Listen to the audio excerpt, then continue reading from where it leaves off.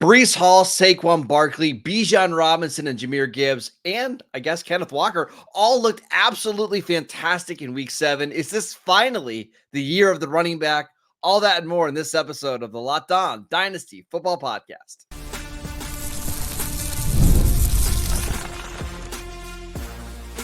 You are Locked On Dynasty Football, part of the Locked On Podcast Network. Your team every day. Here are your hosts, Marcus Mosher and Kate Madjuk. Welcome back to the Locked On Dynasty Football Podcast, part of the Locked On Podcast Network, your team every day. We'd like to thank you for making us your first listen of the day. This episode is brought to you by Hillsdale. Go right now to hillsdale.edu/lockedon to enroll. There's no cost and it's easy to get started. Welcome back. I am your host, Marcus Mosher. You can find me on Twitter at Marcus_Mosher. Joining me today, as always, is Kate Madjuk. You can follow her on Twitter at Kate Madjuk. On today's show, we're going to talk about the no good, very bad day for most quarterbacks around the NFL. We're going to have a heated discussion about who is tight end 2 in your dynasty leagues right now, because there might not be a bigger gap in any position between tight end 1 and tight end 2. But Kate, let's start with the running backs. It's been a little bit of a mixed bag for running backs this year, but it's finally starting to seem like we have clear-cut 4, 5, 6 running backs that are useful for our dynasty teams. Yeah, very, very, very useful. And that's not to say there hasn't been like some ups and downs, right? Saquon Barkley, absolute monster week 7 performance. Hasn't always been a steady force this season. We've seen him disappear a few games, but what I love to see is the boom game. You mentioned Kenneth Walker looking like an absolute star. Shout out to him who, like, we've been praising his usage as a receiver this year. That's never really been his forte, but we're seeing it come to life right before our very eyes. And his receiving touchdown was just, it was beautiful. It wasn't one of these like screens. It was like an actual big boy NFL reception, and he absolutely shined with it and reeled it in, got that touchdown.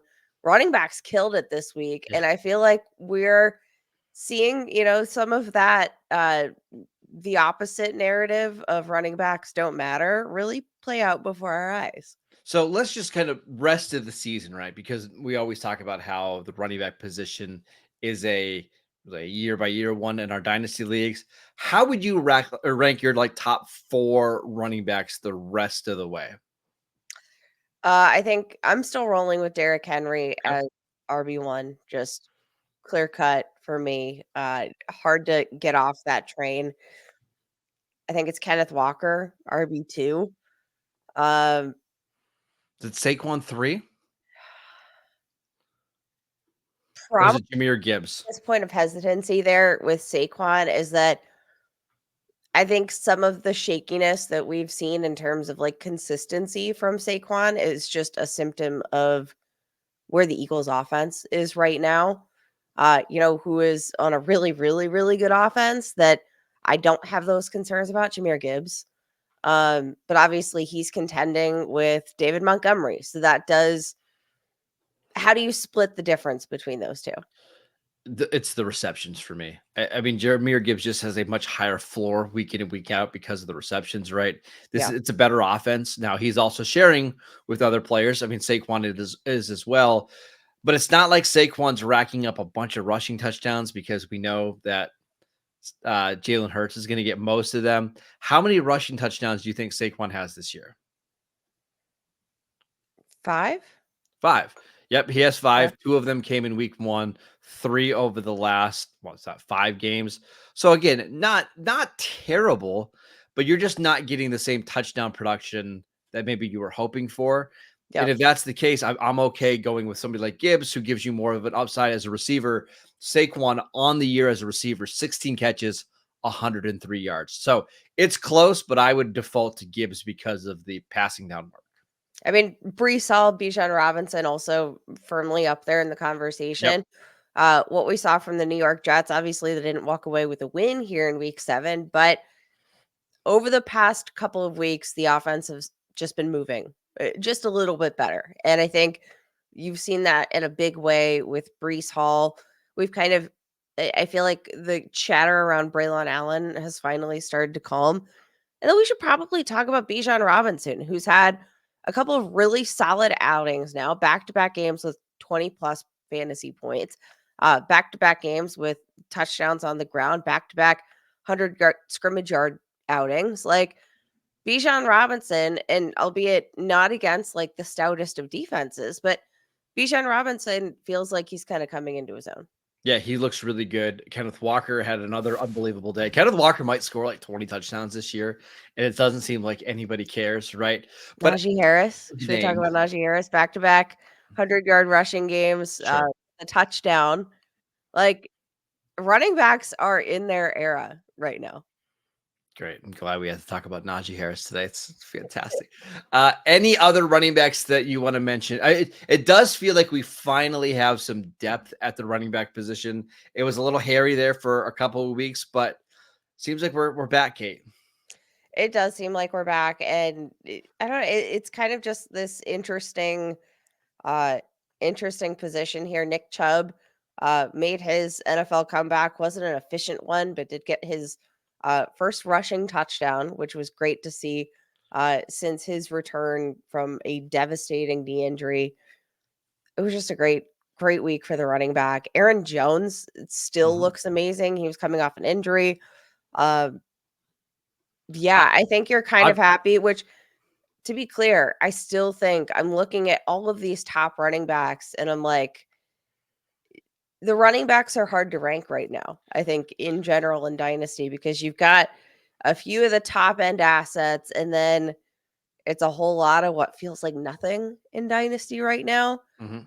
But in So, general, it was nice to see from a position that we know is so important, but can be a real dagger in the throat at certain times.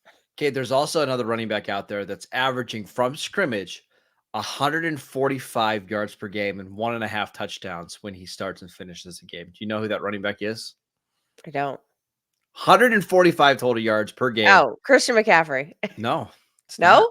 No, Who is it? Joe Mixon. Joe Joe Mixon. Joe Holy Joe cannoli. Joe Mixon this week against Green Bay, 25 carries for 115 yards and 2 touchdowns. Also caught 2 passes for 9 yards. Now he missed some time. He's only played 4 games, and in that Bears game he left early. He's up to 401 rushing yards in 4 games, averaging 5.2 yards per carry. I mean, this is Texans team. Like, it's pretty clear they're just going to lean on Joe Mixon to be like their Yeah, every down running back. And as long as he stays healthy, Kate, he's going to put up RB1 numbers for you. he is. The caveat too with him, correct me if I'm wrong, heading into free agency next year. That's going to be an interesting conversation from a dynasty value perspective. See where this goes. But yeah, I, we're in the era of the RB, baby. Let's go. I do want to mention James Cook was back on the field this week as well. 12 carries, 32 yards, and a touchdown. Didn't look quite the same. You got to figure that toe injury is still bothering him. But Yeah. Ray Davis, 5 for 41 and a touchdown. We said he wasn't going to go away. Continues to make plays. So great time for NFL running backs. We have a legitimate, 8 to 10 guys that you can trust week in and week out. It's pretty rare, Kate, because this is not what we were envisioning for most of the season. But here we are. All right, let's talk about some quarterbacks, right? Because obviously quarterbacks position that matters. We're struggling right now at the position across the league. Let's talk about the no good, very bad day for quarterbacks around the NFL next. This episode is brought to you by BetterHelp. What's something that scares you? No matter how big or small, we all have our own fears. I don't like mice. I'm just telling you right now, when we catch mice around the house, I don't deal with it. Maybe that makes me less of a man. I don't know. But my wife deals with it. I just don't like them. Halloween is a time of the year where we all have something that scares us. We have fun with something that scares us. But what about those fears that don't involve big, scary things like zombies and ghosts and mice? Therapy is a great tool for facing your fears and finding ways to overcome them, because sometimes the scariest thing is not facing our fears in the first place and holding ourselves back. If you're thinking of starting therapy, give BetterHelp a try. It's done entirely online. It's designed to be convenient, flexible, and suited to your schedule. Just fill out a brief questionnaire to get matched with a licensed therapist, and you can switch therapists at any time for any reason at no additional charge. Overcome your fears with BetterHelp. Visit betterhelp.com/lockedon today to get 10% off your first month. That is BetterHelp, HELP.com/locked on. This episode is brought to you by Hillsdale College. Time is our most precious commodity, so don't waste it scrolling through the same mind-numbing content for hours and hours. How can you spend it wisely to improve yourself? Our sponsor, Hillsdale College, is offering more than 40 free, that's right, free online courses, including Constitution 101, the meaning and history of the Constitution, Introduction to Free Market Economics, The Great American Story, A Land of Hope, The Rise and Fall of the Roman Republic, and so much more. I've been taking a couple classes on my phone. It's so easy. You can just pull up the lectures, listen to them when you're on a walk, at the gym, whatever you're doing. All of Hillsdale's courses are self-paced so that you can start whenever, wherever, and tune in. Plus, you can go deeper with readings, quizzes, and discussions, or just enjoy the lectures. Go right now to hillsdale.edu/lockedon to register. There's no cost, and it's easy to get started. That's hillsdale.edu/lockedon to register. hillsdale.edu/lockedon. Welcome back to the Locked On Dynasty Football Podcast. We'd like to thank you for making us your first listen of the day. Okay, let's talk about quarterbacks. And I want to start with Anthony Richardson, who at one point this offseason, actually even going into the year, was up to QB6 in our Dynasty leagues. Okay, there was a point in Sunday's game where Anthony Richardson was 4 of 18 passing for 64 yards. He finished the game 10 of 24, 129 yards. Did add in 56 yards in the ground, no touchdowns. Okay, he's now played in 9 NFL games. He's been held to 50% completion percentage or worse in 5 of those games. I'm starting to get concerned here. I think very justifiable. I mean, let's go back.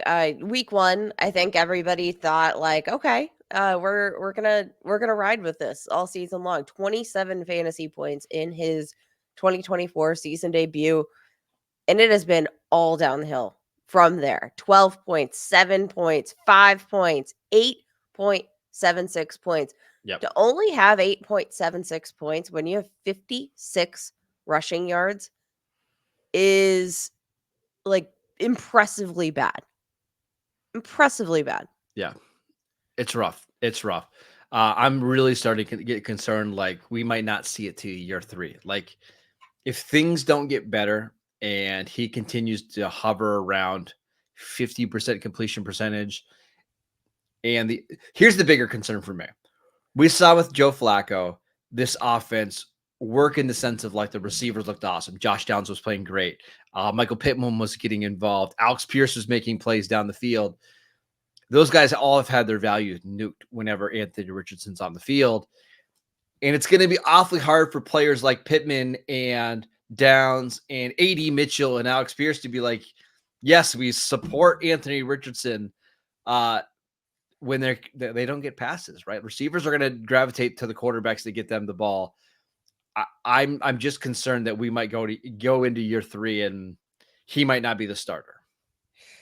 I mean, that I think feels like a fair question mark. How long is the leash going to be for Anthony Richardson with this Colts organization? Now, I do think because of the fact that he's missed so much time due to health, maybe that lengthens his leash just a little bit because, you know, you say like, okay, well, maybe he's not 100%. Maybe he needs more live reps. But the thing is, it feels like with every live rep, it gets worse. And I don't know the origin of this decline because, like, for instance, I wasn't all gassed up on him heading into this year like a lot of people were. I had some, like, question marks. And I said, obviously, the rushing upside is tremendous, and you're going to take that all day. But my bigger concern from a dynasty perspective specifically, not a redraft perspective, was like, if he can't find that consistency in the passing game? Like, how long will the Colts really like let him try to figure it out? How much time are they going to give him? And somehow it looks worse than it did last year. Yep. And that is a terrifying prospect. So, like, what do you think about, he was a top 5 NFL pick, right? Like, he seemed to have the full support of the organization.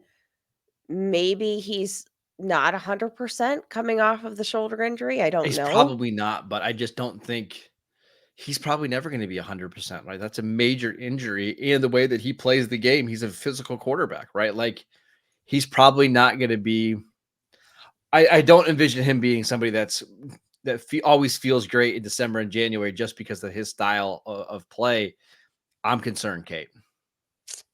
Yeah, I don't really know where to go from here. I don't think this is a time if you're, an Anthony Richardson manager and you're panicked. I think you still have to hold and hope that like maybe he posts another one of these kind of ugly 20 something point games thanks to his upside on the ground. But Yep. the thing is, for him to be able to extend drives, he's going to have to figure out some of these, challenges he's facing in the short and intermediate areas of the field. He's going to have to figure out the accuracy. And I don't know how you fix that in the middle of a football season. I don't either. Let's talk about another quarterback, Kate. I'm going to read you this quarterback stats over the last 15 games. This is not a small sample size. Ready? 3,500 passing yards, 18 touchdowns, 16 interceptions, 1 rushing touchdown. That equates to, on average, like a per game average, 237 passing yards, 19 rushing yards, 1.2 touchdowns, 1.1 interceptions. Do you know what quarterback this is? No. That would be Patrick Mahomes in his last 15 games. Oh, Yeah. So I know people believe that maybe this is just a rough stretch for Mahomes. No, this is what it's basically been like for the last full season. You're looking at somebody who has 19 touchdowns in his last 15 games. That's not super efficient, 6.8 yards per attempt over the last 15 games. Okay, this was QB1 for most of last year. And now I don't think he's rosterable in redraft leagues. Obviously, in dynasty leagues, he is, but I think you can make a good case. Like this is not a top 10 quarterback for the foreseeable future. no. And I mean, a lot of, for instance, like what we saw yesterday, like it's not, I think some of it's a product of like the number of injuries they've had and the fact that Patrick Mahomes is, basically relying on a 39 million-year-old tight end Yep. and a rookie wide receiver, like the two polar opposite ends of the spectrum here, but not polar opposite ends of the spectrum in a good way. Like they need to find some consistency. And if Juju Smith-Schuster has a hamstring injury and like I don't know where you find that consistency. I'm going to give the Chiefs credit. I think they tried to find that element of consistency, adding in the receiving options they did in free agency, the draft, but like they still ended up just back with Mecole Hardman. So like, yep. It's I don't know. this is rough. Again, this isn't to take away from how he is as an actual NFL quarterback because he's still the best in the league. But when it comes to a fantasy and a dynasty perspective, like he's just not giving you the week to week upside or the floor to feel like you have to start him every week because of his name value. I think if we're being honest with ourselves, there's probably 12 to 14 quarterbacks that we just feel better about on a week to week basis. One of those quarterbacks might be Brock Purdy, Kate, but one of the things we've seen from Brock Purdy this year is he is way more susceptible to some of these really bad games, right? This one against the Chiefs, 17 for 31, 212 yards, 3 interceptions. Now, he did save you because he had 2 short rushing touchdowns, but this is the second game where he's had multiple interceptions. He does not have a game this year, Kate, with 2 passing touchdowns. He has 2 games with 3 or more passing touchdowns, but 1, 2, 3, 4. He's got 5 games with 1 or fewer passing touchdowns this year. It just doesn't seem like the same Brock Purdy that we saw last year. No, and I think, part of that is, some of the inconsistencies they have at, the injury front. I mean, Deebo Samuel not injured, but off the field. And then you've had Ricky Pearsall, who you would have hoped by now would have been acclimated, but his start to his season got derailed. Like, you don't have Brandon Ayuk. There's some real concerns about his availability rest of Yep. season. I think you're stripping away the weapons. And I do want to give the Chiefs credit, though, because I think the Chiefs are a good defense, right? So, like, they played the situation perfectly. When Brock Purdy doesn't have his weapons and he's facing a good defense, that's going to be challenging. Now, I think generally speaking, we've seen Brock Purdy play some really good football this year. Is it enough if you're not going to have those weapons? Is Deebo, going to be able to step up and be that wide receiver 1 again for this offense?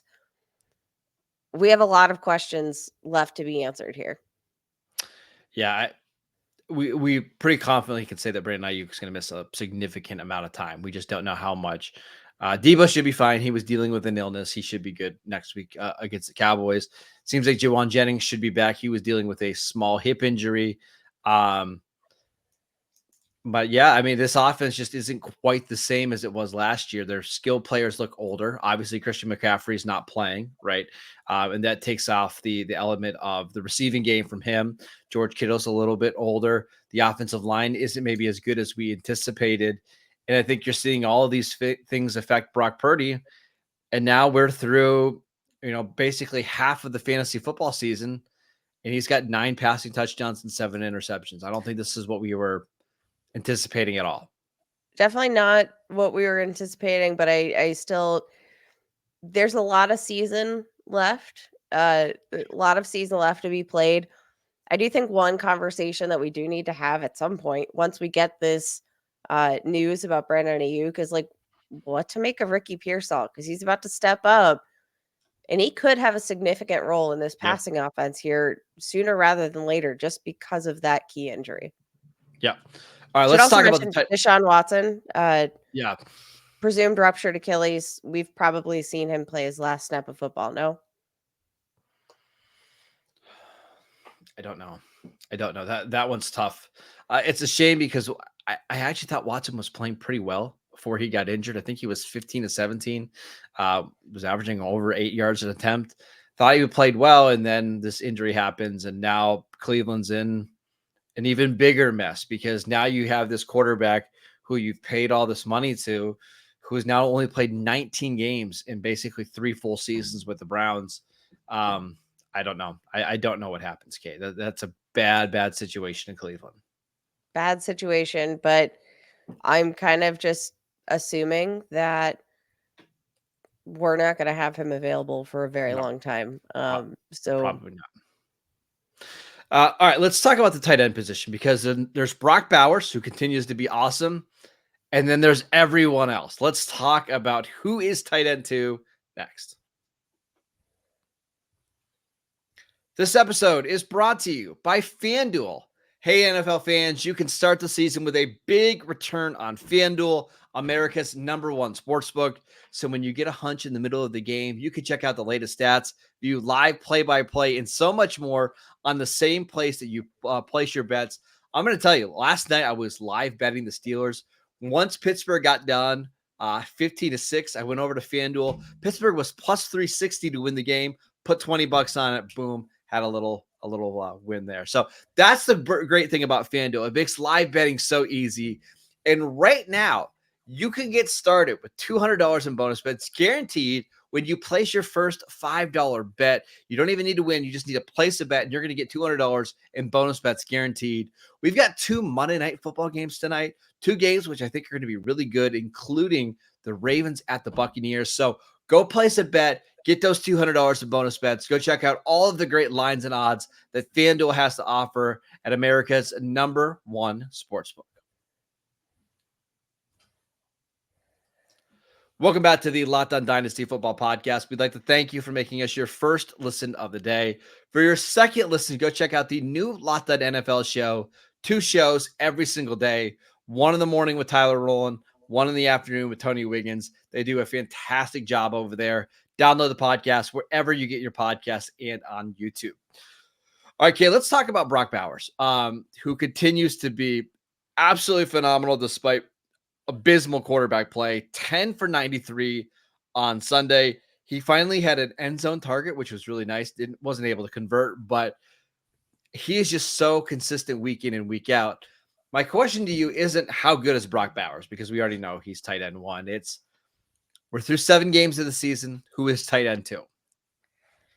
I still don't know, Marcus. Like, can I say that the first name that comes to mind is a guy that we haven't even seen play football yet this year? Could it be TJ Hockenson? No joke. No cap I mean, here, as the kids would say, 27 years old. Obviously has to return to the field, but eligible to the return to the field at this point. Could see him get back into the mix here in this offense here soon. And it's absolutely humming under Sam Darnold, Kevin O'Connell. There's lots of points to be scored. There's lots of yards to be had. None of these guys right now feel like the focal points of their respective offense. Sam Laporta, we know the ceiling is so high for Sam Laporta, 23 years old, but this year has kind of been an afterthought in the passing game here. This has been a team that has very justifiably turned to the run and just dialed it up by 10. Yeah. And when they do go to the pass, it's not Sam Laporta who they are scheming plays for right now. So that kind of scares me. And then Dalton real quick on Kincaid. Laporta. How many targets? So Laporta's played in every game this year. How many targets do you think Sam Laporta has this season? He's played in all 6 games. It's somewhere disastrously too low. I'm going to guess 17. 17. Good 17? guess. 17. Yeah. 17 targets for Sam Laporta. 2 this week, 1 last week. And his target last week came on a trick play. He's just not a part of the offense right now. And I don't know if it's because he's banged up or whatever it is, but just not a part of the offense. And one of the biggest reasons that he had so much value last year, he was scoring touchdowns, 1 touchdown through 6 games. And again, it came on a trick play. He just isn't that involved on a week-to-week basis. So if it's not Laporta, who is it? I don't know. I'm still going back to can we talk about TJ Hockenson? I don't know. Sure. I think again the strength that we saw last year in his first kind of I don't know, it felt like the first perfect season, and then it was just absolutely derailed.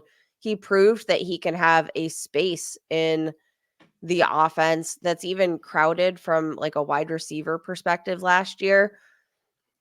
I don't know how much I do feel like we're kind of over factoring in an ACL injury for a guy who's about to return from said ACL injury. I mean, last year, again, I don't think we're seeing this big drop off in the offense without Kirk Cousins, as we had maybe originally predicted. But you look at TJ Hockenson, and again, through the first 12 weeks of the season, he had been a top 5 tight end in all but 5 games. I know. We maybe we're underrating TJ Hockenson right now. I think he's closer to 2 than he is to 5 right now. Once Hockenson plays the game, which I think is going to be this Thursday against the Rams, I believe, his value is going to shoot up, because once he gets back on the field, we're not going to care about the injury, right? So, yeah, I think you're right. I think you can make a good case as TJ Hockenson. And if you got him this offseason at a discount when he was being drafted as tight end 9, tight end 10, I think you're going to be really, really happy once these games starts. Just want to mention Dalton Kincaid had a season high 52 yards on Sunday, 0 touchdowns, only 1 touchdown on the season. So as bad as Sam Laporta has been this year, Dalton Kincaid has basically put up the exact same stat line, 269 yards, 1 touchdown on the year. He's getting more targets, but not necessarily converting them into production. Okay, it is bad at the tight end position right now. I think we're in a rough spot right now. The only guy that maybe could save us is Trey McBride or Jonnu Smith, apparently. Oh, I will say yeah. I have a couple of teams where I had to slate up Jonnu Smith, and it's ugly out there. But you know what? Like there are. I think the takeaway here, the positive takeaway, is that if you are in a position where you don't have significant draft capital invested in a tight end, and maybe you've been kind of playing that kind of mishmash. I have 4 different tight ends. All of them are low ranked. I'm just going to try to piece a season together. You might be able to be doing that successfully this year with how the tight end position is shaking out. What a gross spot. Ick. All right, that is it for today's show. We want to thank you for making Locked On Dynasty Football your first listen every single day. Make sure you follow us on YouTube, wherever you get your podcasts. We are free and available on all platforms. Follow Kate on Twitter at Kate Majuk. I'm at Marcus _Mosier. Enjoy Monday Night Football. We'll see you right back here tomorrow.